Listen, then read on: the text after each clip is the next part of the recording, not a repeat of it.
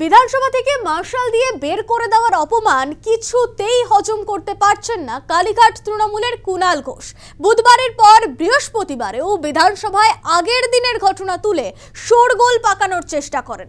এ নিয়ে প্রথমে স্পিকার রথীন্দ্র বোস এবং পরে বিজেপি বিধায়ক রিতেশ তিওয়ারির সঙ্গে তর্কও করেন, যদিও স্পিকারে ধমকে পিছু হটেন কালীঘাটপন্থী তৃণমূল বিধায়ক। ঘটনার সূত্রপাত বুধবার। মৃতব্রত শিবিরের বিধায়ক তথা বিরোধী দলের মুখ্য সচেতক আকরুজ্জামানের বক্তৃতায় বাধা দানের অভিযোগ ওঠে কালীঘাটপন্থী বিধায়ক কুণাল ঘোষের বিরুদ্ধে।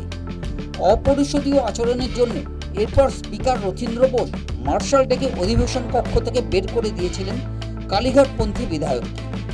চ্যাংদোলা করে বের করে দেওয়ার ঘটনা হজম হয়নি বেলেঘাটার বিধায়কের। বৃহস্পতিবার ফের বিধানসভায় উত্তেজনা সৃষ্টির চেষ্টা করেন তিনি। কালীঘাটপন্থী বর্ষিয়ান বিধায়ক সোহনদেব চট্টোপাধ্যায় আগের দিনের ঘটনা নিয়ে বলার চেষ্টা করেন। স্পিকার তা নাকচ করেন এবং ঘটনাটিকে কলঙ্কজনক বলে মন্তব্য করেন।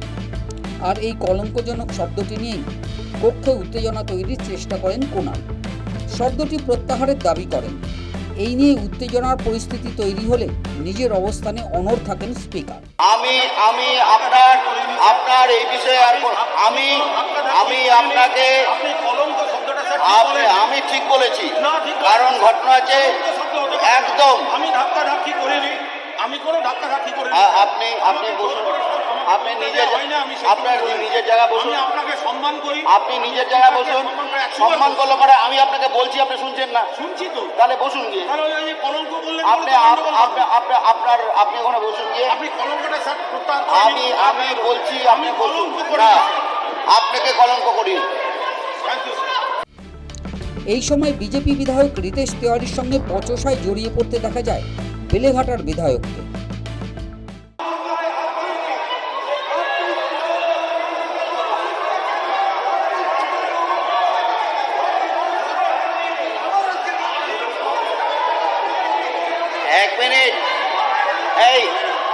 এক মিনিট।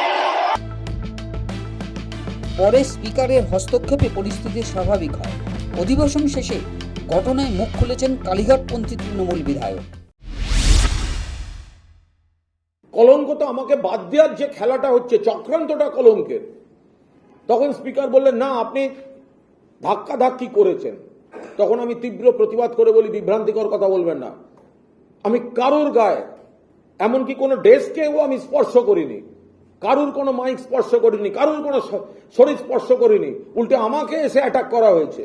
আপনি স্পিকারের চেয়ারে বসে বলছেন আমি ধাক্কাধাক্কি করেছি। একটা ভিডিও দেখাতে পারবেন? বিজেপির লোকেরা তারা এসে বললেন স্পিকারের সঙ্গে তর্ক করা যায় না। আমি স্পিকারকে সম্মান করি।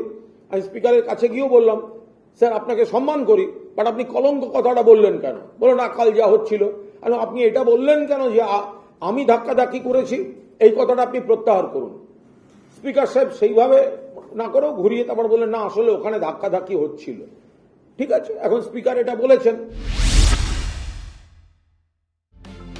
21 জুলাই পালন নিয়ে দুই শিবিরের দ্বন্দ্ব দেখেছে রাজ্যের মানুষ। একে অপরের দিকে আঙুল উঁচিয়ে দিয়েছেন কড়া বার্তা। এবার বিধানসভায় যুযুধান দুই পক্ষ বিতণ্ডায় জড়ালো, একেবারে মুখোমুখি দাঁড়িয়ে। হাড়ের ধাক্কা এখনো সামলাতে পারেননি মমতা বন্দ্যোপাধ্যায়, তা ফের একবার স্পষ্ট হল। News time.